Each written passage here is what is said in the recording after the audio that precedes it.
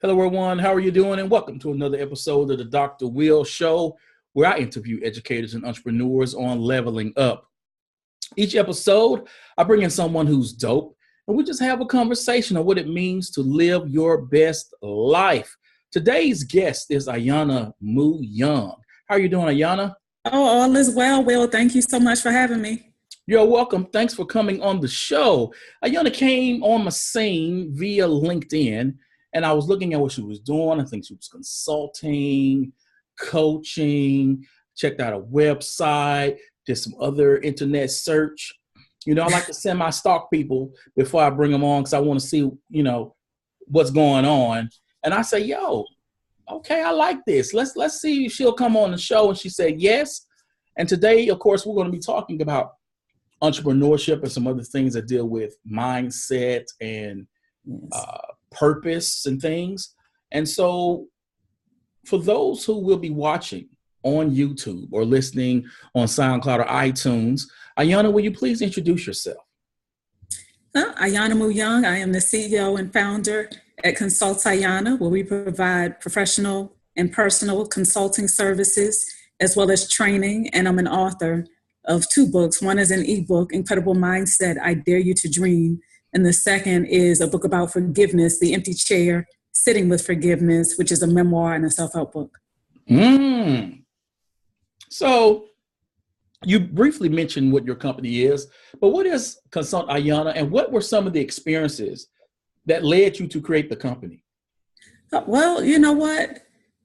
For over 20 years, I spent my time improving lives, but working for other people. And when you're working for other people, there are so many barriers that you face in the population that you're trying to serve. You have to abide by policies and procedures that sometimes are contrary to what you're supposed to be doing. And so, after my own soul searching and some personal development, I decided that, I can branch out on my own and make a difference in a way that I really know that I can. So entrepreneurship, it's not for everyone. I mean, even though we live in the age of the entrepreneur, it seems, and people are on YouTube and LinkedIn and everywhere, like start your own business, get your hustle on, work for yourself. But it's not for everyone. It's a grind. And if you don't work, you don't eat. So what gave you the confidence to go out on your own? Well, I would say it's for anyone who is willing to put the work in, right? But the confidence came from, like I said, just those experiences and then just my own personal development. It really takes a lot of developing your own mindset to determine whether or not it's something that is for you. And because you can't take a 9-to-5 mindset into entrepreneurship, it's not going to work for you. Oh, yeah, because, that's my full-time gig. When you go home, you leave that there. But as an entrepreneur, if something needs to get done, if it takes you to 8 o'clock, it takes you to 8 o'clock. You can't shut it down. You got to keep moving.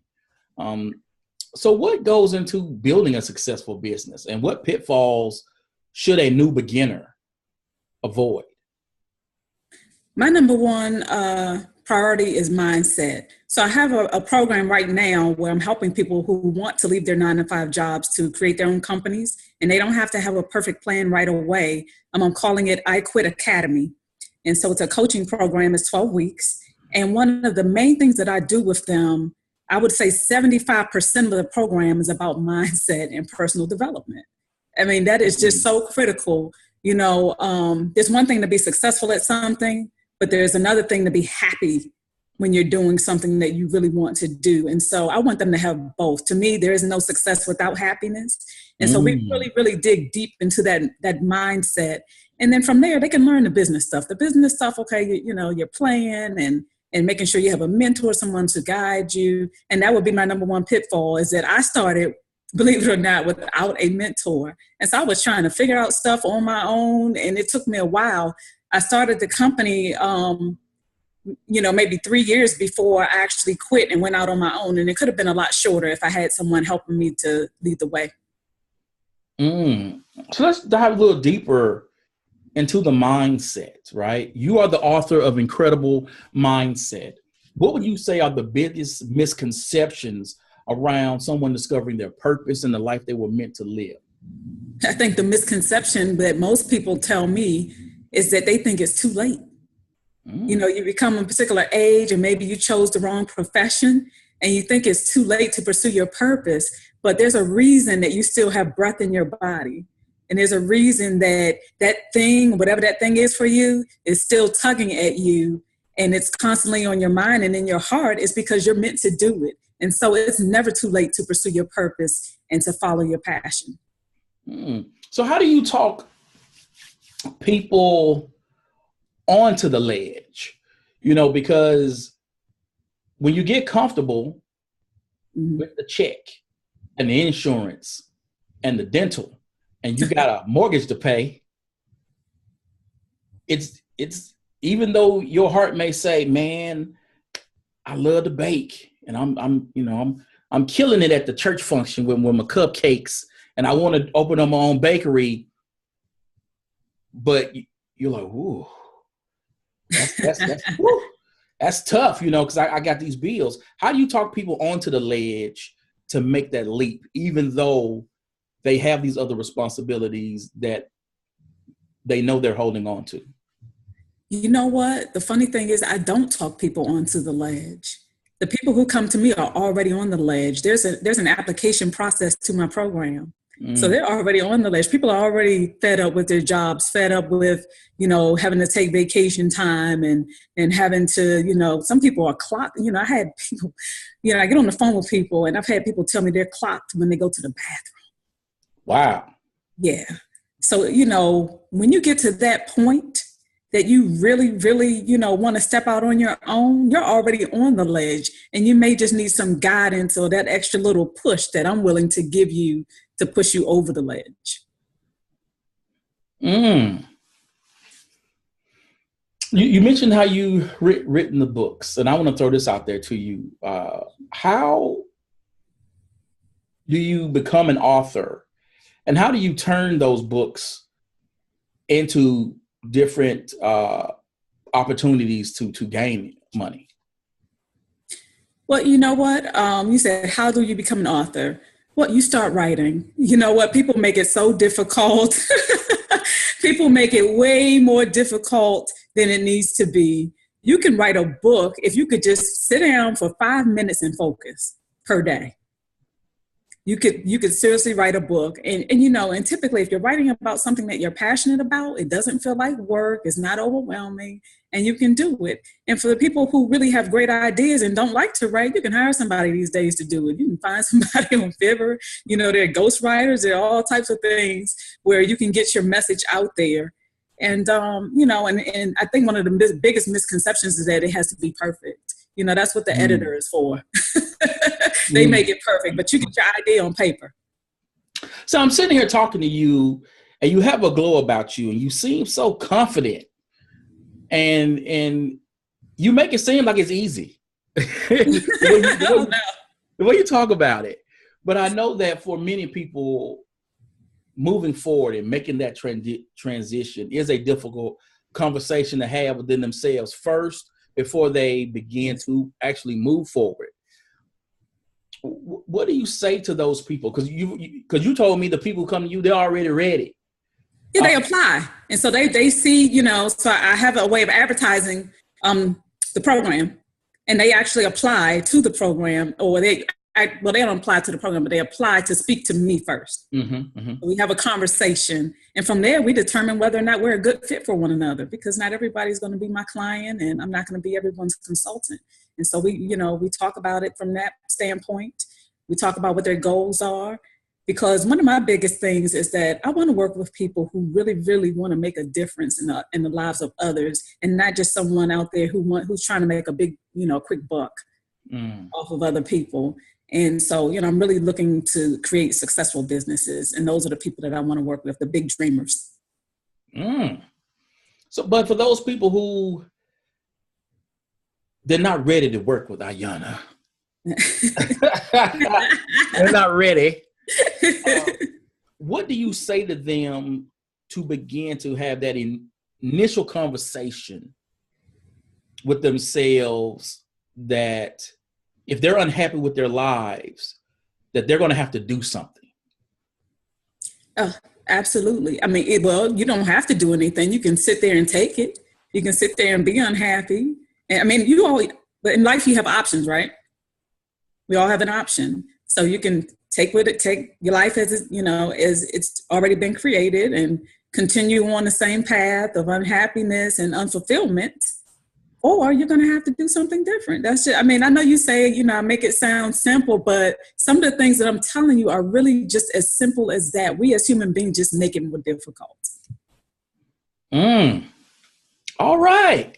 All right. When I say write for 5 minutes, sit down and write your thoughts, that's what I meant. Like, it's really that simple.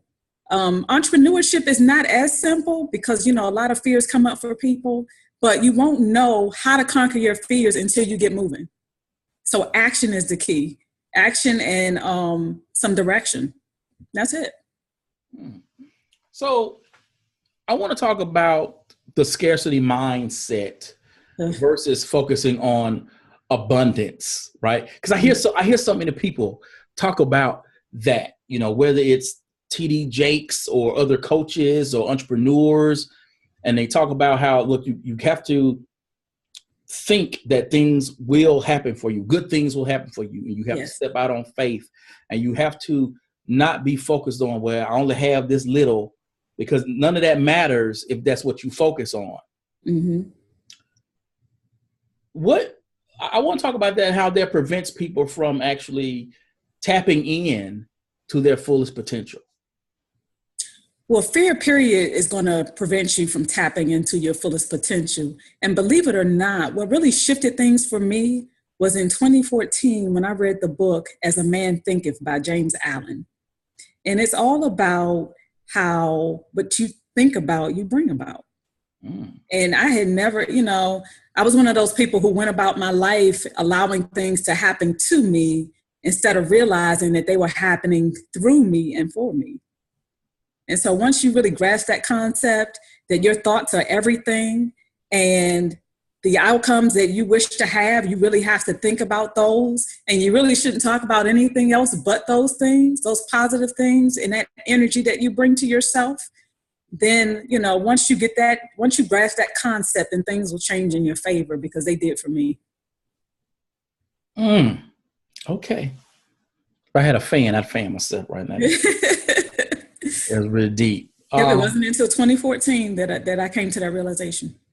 And so how did you find that book? Did someone recommend it? Did you stumble upon it? Because you were talking about how you say life just happened to you before you found this book. So how did you find it? And then after you read that book and you got the aha moment, what did you do after that to get to where you are now? Well, one of the things that I did, so believe it or not, I got my start as an entrepreneur working with different multi-level marketing companies.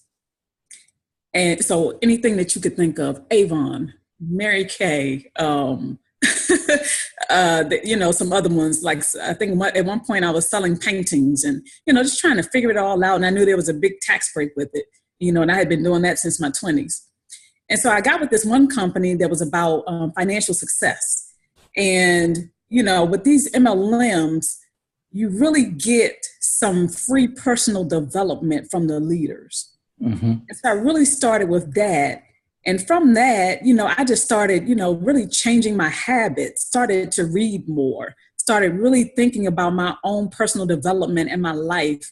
And, like I said, at one point I was, thinking, oh, well, if this happened, it must be God's will.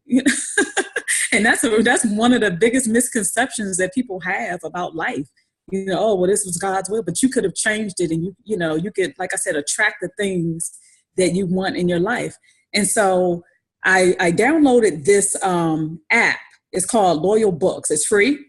And it comes from a website called bookshouldbefree.com. And so if you download that or you go to that website, they have a plethora of books. And if you click on non-fictional, there's a whole gamut of personal development books that are waiting for you to tap into them. And so As a Man Thinketh by James Allen was just one of those first books.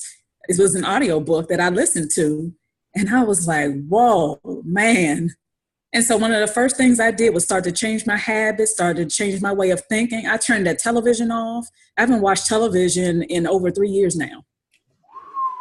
Yeah, I turned that television off and I got busy plotting and planning my life the way that it's supposed to be. Okay, so how did you take that first step? Because I hear you saying, look, I'm plotting, I'm not watching TV. I don't know if I can do that, Ayana. But you know what? Now I treat myself to, just sit down and take in a movie bi-weekly. I just started doing that. But to me, until you are at a level or at a point in your life, that you are actually on the right path, then some of those things, and I mean, for me, it was television, for other people it might be something else, but you have to be willing to let go of some things that are taking up your time in order to really focus in on what it is that you need to do and to actually do it.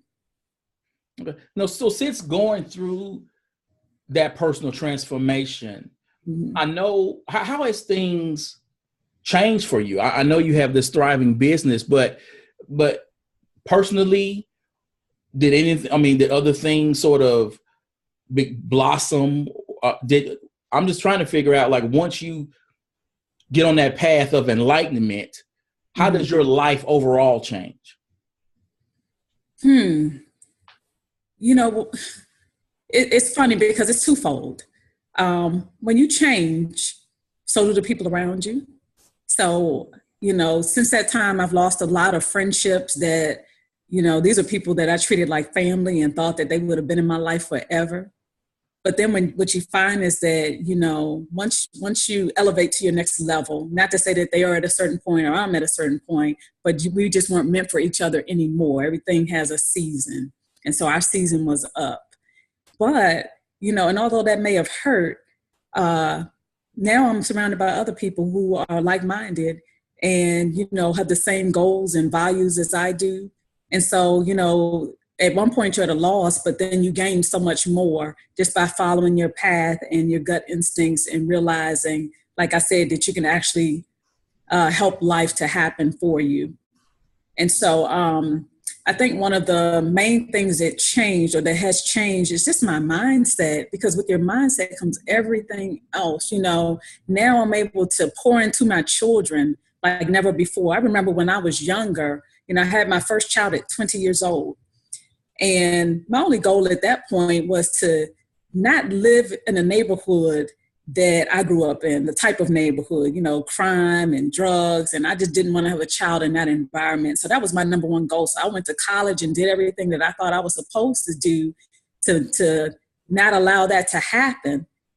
And then now I have, so much more knowledge and just a legacy to pass on to my children and their children about things that I didn't know about and things that my family didn't know about, wealth and how to create it, business and what that's like. And, just such a happy place to be in, to be able to pour into yourself, but then also to pour into future generations.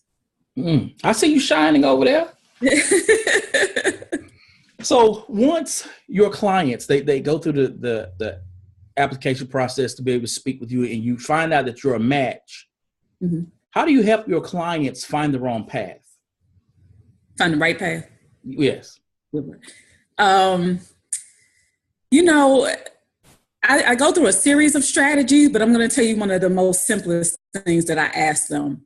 And that is, if you could help one population to solve a problem, who and what would it be? And that's one of the most simplest questions that I ask people. And some people don't know and they have to figure it out, but a lot of people already know. And they may have been working in the technology industry for a long time, but they know deep down in their soul that their passion is working with children. I like that question. I'm going to have to think on that. If you could help a population to solve a problem, who and what would it be? I'm going to ponder on that one myself. All right. So I'm loving this conversation. I'm loving it as well, Will. This is This is nice. See, this is free. See, stuff like this, I need to start charging people for this wisdom. What kind of legacy do you want to leave on this earth? Wow. I think one of the biggest legacies is that when people look down at me in my coffin, I want them to say, if nothing else, she lived and she taught so many others how to do that. And I don't mean just existed, but she really lived. You went deep with that one in the coffin. Now you went deep. Yeah, when people look down, I want them to say, you know what? She lived. Wow. Yeah. That is all right. That is all right. So before we go, what is your call to action, your advice to those entrepreneurs?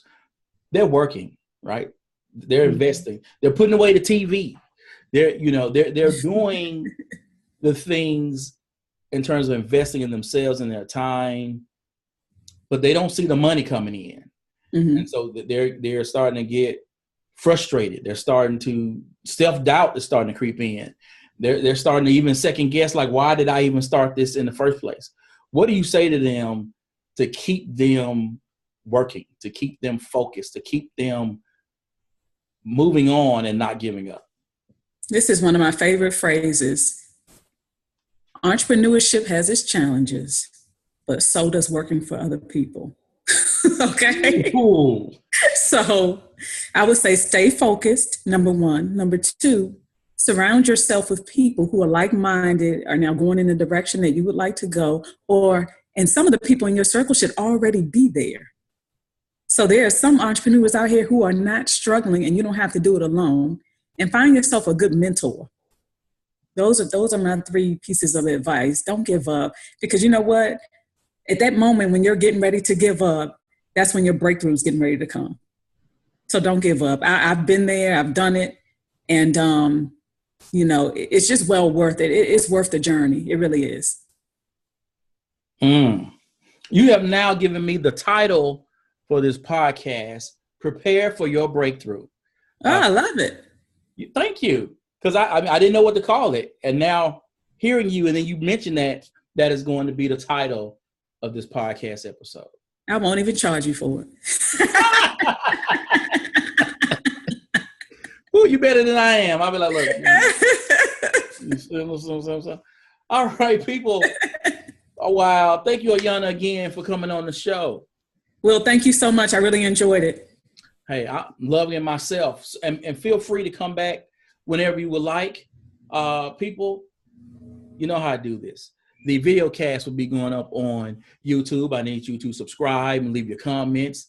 The podcast itself will be on SoundCloud and iTunes. I need you to follow, subscribe, leave your comments. Your boy's trying to get Oprah on the show, and I want her to know that I'm doing big things around here.